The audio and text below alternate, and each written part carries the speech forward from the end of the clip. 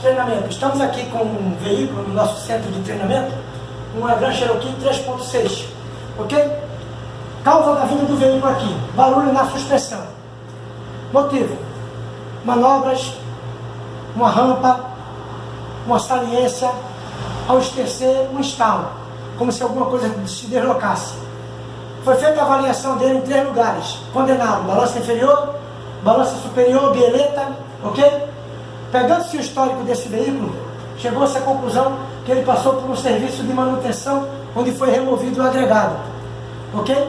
Os nossos instrutores, avaliando o veículo, chegaram à seguinte conclusão: montagem errada do suporte aqui, ok? Ele dispõe de uma cavidade para encaixe do parafuso e o mesmo foi encaixado aqui de forma errada.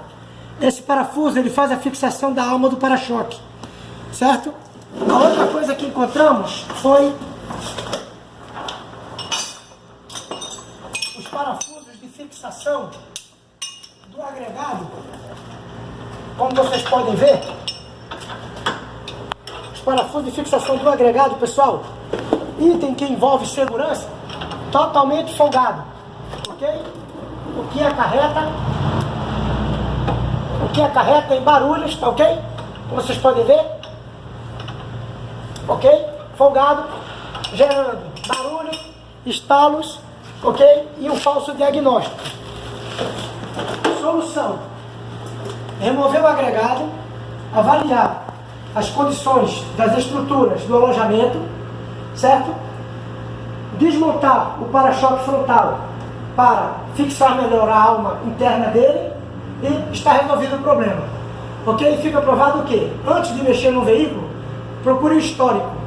Esse carro, a origem de todo o problema dele: erro de montagem.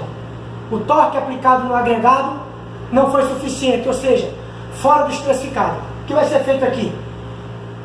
Todo o reaperto, revisar os parafusos para ver se não danificou por trabalhar folgado, colocar os parafusos novos e aplicar o torque correto.